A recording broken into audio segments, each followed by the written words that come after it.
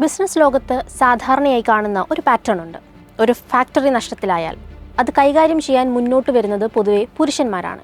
പ്രത്യേകിച്ച് ഷുഗർ പോലുള്ള ഒരു വ്യവസായമായാൽ അതിൻ്റെ ബുദ്ധിമുട്ട് ഒന്ന് വേറെ തന്നെയാണ്. കർഷകർ, തൊഴിലാളികൾ, കാലാവസ്ഥ, സർക്കാർ നിയന്ത്രണങ്ങൾ ഇതെല്ലാം ഒരുമിച്ച് കൈകാര്യം ചെയ്യേണ്ടി വരും. അതിനാൽ തന്നെ ഇതത്ര എളുപ്പത്തിൽ ആരും കൈകാര്യം ചെയ്യുന്ന ഒരു മേഖലയല്ല.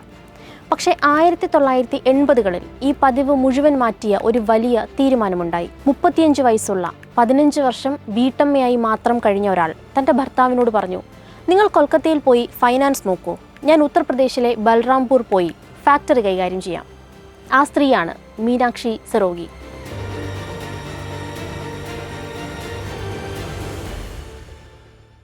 അവർക്ക് ആ സമയത്ത് ഷുഗർ വ്യവസായത്തെക്കുറിച്ച് ഒരു ടെക്നിക്കൽ അറിവും ഉണ്ടായിരുന്നില്ല. അവർ ഒരു ബിസിനസ് സ്കൂളിൽ പഠിച്ച ആളുമല്ല. കോർപ്പറേറ്റ് എക്സ്പീരിയൻസ് എന്നത് എന്താണെന്ന് പോലും അവർക്കറിയില്ല. കുടുംബത്തെയും കുട്ടികളെയും നോക്കിയ ഒരു സാധാരണ ജീവിതത്തിൽ നിന്ന് ഇന്ത്യയിലെ ഏറ്റവും ബുദ്ധിമുട്ടേറിയ ഒരു വ്യവസായത്തിലേക്ക് അവർ നേരിട്ട് കടന്നു. എന്നാൽ ബൽറാംപൂർ എത്തിയപ്പോൾ അവിടെ സാഹചര്യം വളരെ മോശമായിരുന്നു.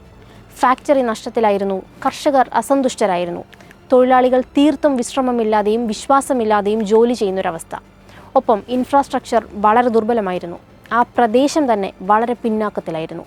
പക്ഷേ മീനാക്ഷി ഈ പ്രശ്നങ്ങളെ കണ്ട് ഭയന്നതുമില്ല, മാറി നിന്നതുമില്ല. അവർ അതിനുള്ളിലേക്ക് ഇറങ്ങി ചെല്ലുകയാണ് ചെയ്തത്. രാവിലെ 8 മണിക്ക് അവർ തൻ്റെ ജോലി തുടങ്ങും. രാത്രി 10 മണി വരെ അവർ ഫാക്ടറിയിൽ തന്നെ ഉണ്ടായിരിക്കും. ക്രഷിംഗ് സീസൺ സമയത്ത് അവർ ഫാക്ടറിയുടെ ഉള്ളിൽ തന്നെ താമസിക്കും. മെഷീൻസ് നിശബ്ദമായാൽ ഉടനെ അവർ എഴുന്നേറ്റ് പരിശോധിക്കും. ട്രക്സ് നിൽക്കുകയാണെങ്കിൽ എന്താണ് പ്രശ്നമെന്ന് കണ്ടുപിടിക്കും. കാരണം അവർക്ക് ആ ബിസിനസ് ഒരു ജോലി മാത്രമല്ല, ഒരു ഉത്തരവാദിത്തമായി മാറിയിരുന്നു. ആദ്യ 6 മാസത്തിനുള്ളിൽ തന്നെ അവരെടുത്ത ചില തീരുമാനങ്ങൾ വളരെ കടുപ്പമേറിയതായിരുന്നു. പ്രൊഡക്ഷൻ, എഞ്ചിനീയറിംഗ്, പർച്ചേസ് എന്നീ പ്രധാന വിഭാഗങ്ങളുടെ തലവന്മാരെ അവർ പുറത്താക്കി. അതിന് മീനാക്ഷിക്ക് അവരുടേതായ ന്യായീകരണവും ഉണ്ടായിരുന്നു. പുറത്താക്കപ്പെട്ട ആളുകളൊക്കെ പഴയ രീതികളിൽ കുടുങ്ങിപ്പോയിരുന്നവരാണ് എന്നവർ വിശ്വസിച്ചു. അത്തരം ആളുകളെ അവർ ഡൈനോസേഴ്സ് എന്ന് വിളിച്ചിരുന്നു. ഇത് കമ്പനിക്കുള്ളിൽ വലിയൊരു ഷോക്ക് ഉണ്ടാക്കിയെങ്കിലും അവരെടുത്ത തീരുമാനത്തിൽ നിന്നും പിന്നോട്ട് പോയില്ല. അതേസമയം മീനാക്ഷി തൊഴിലാളികളോട് കംപ്ലീറ്റ്ലി ഡിഫറെൻ്റ് രീതിയിലാണ് പെരുമാറിയിരുന്നത്.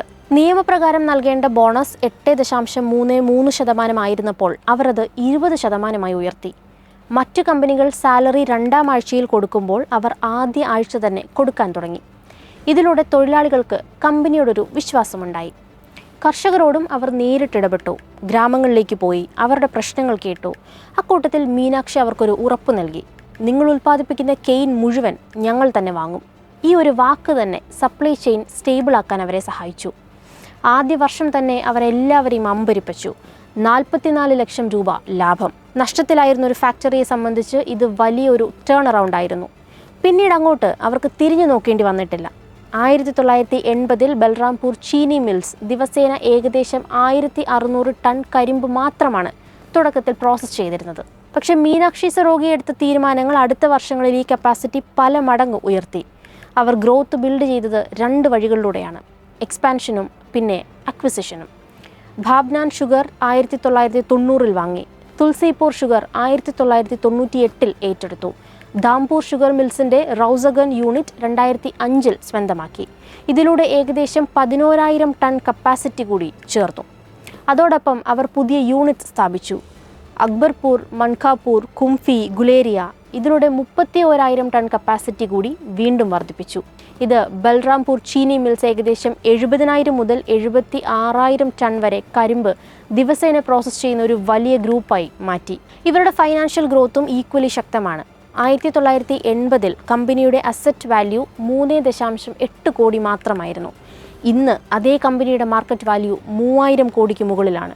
റിസർവ്സ് ഏകദേശം 1,500 കോടി, ടേൺ ഓവർ ഏകദേശം 3,200 കോടി. സാധാരണയായി ഷുഗർ ഇൻഡസ്ട്രിയിൽ നെറ്റ് പ്രോഫിറ്റ് മാർജിൻ ഏകദേശം 4% ആയിരിക്കും. പക്ഷേ ബൽറാംപൂർ ചീനി മിൽസ് ഏകദേശം 14% മുതൽ 17% വരെ മാർജിൻ നേടുന്നു.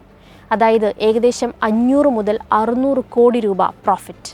ഇതൊരു സാധാരണ ഗ്രോത്ത് അല്ല, ഇത് എഫിഷ്യൻസി കൊണ്ടുണ്ടായ ഗ്രോത്താണ്, അതും കൺവേർഷൻ എഫിഷ്യൻസി. അതായത് കരിമ്പിൽ നിന്ന് പഞ്ചസാര ഉണ്ടാകുന്ന ശതമാനം നാഷണൽ ആവറേജ് 9.5% ആയപ്പോൾ ഇവർ 10% മുതൽ 11% വരെ നേടുന്നു. ചെറിയ വ്യത്യാസം പോലെ തോന്നിയാലും വലിയ സ്കെയിലിൽ ഇത് വലിയ ലാഭം നൽകും. ഇനി ഈ ഇൻഡസ്ട്രിയിൽ മറ്റൊരു വലിയ പ്രശ്നം ഡെറ്റാണ്. പല കമ്പനികളും ലോൺ എടുത്ത് എക്സ്പാൻഷൻ നടത്തും, പിന്നീട് മാർക്കറ്റ് മാറുമ്പോൾ സ്ട്രഗിൾ ചെയ്യും. പക്ഷേ ബൽറാംപൂർ ചീനി മിൽസ് വളരെ കുറച്ച് ഡെറ്റ് ഉപയോഗിച്ചാണ് വളർന്നത്. അതിനാൽ ഫൈനാൻഷ്യൽ സ്റ്റെബിലിറ്റി നിലനിന്നിരുന്നു. പിന്നീട് ഇവരുടെ ഒരു കോമ്പറ്റീറ്റർ ബാങ്ക്രപ്റ്റ് ആയപ്പോൾ IDBI ബാങ്ക് ആ മിൽ റിവൈവ് ചെയ്യാൻ മീനാക്ഷി സരോഗിയെ സമീപിച്ചു അത്രേ. കാരണം അവർക്ക് കോൺഫിഡൻസ് ഉണ്ടായിരുന്നു മീനാക്ഷിക്ക് മാത്രമേ അത് ടേൺ അറൗണ്ട് ചെയ്യാൻ കഴിയൂ എന്ന്. അതിനായി അവർ പേഴ്സണലി മില്ലിൽ നിന്ന് മാനേജ് ചെയ്യണമെന്ന് വരെ ഒരു കണ്ടീഷൻ വെച്ചു. ഈ വിജയയാത്രയിൽ ചാലഞ്ചസ് കുറവായിരുന്നില്ല. Labour strikes, infrastructure problems, government price control, കാലാവസ്ഥ എല്ലാം ബിസിനസ്സിനെ ബാധിച്ചിട്ടുണ്ട്. പക്ഷേ അപ്പോഴും മീനാക്ഷി സരോഗി ഒരു കാര്യം മാത്രം വിട്ടുവീഴ്ചയില്ലാതെ ശ്രദ്ധിച്ചു: എഫിഷ്യൻസി. ഇന്ന് ബൽറാംപൂർ ചീനി മിൽസ് ഇന്ത്യയിലെ ഏറ്റവും കാര്യക്ഷമമായ ഷുഗർ നിർമ്മാണ കമ്പനികളിൽ ഒന്നായി കണക്കാക്കപ്പെടുന്നു.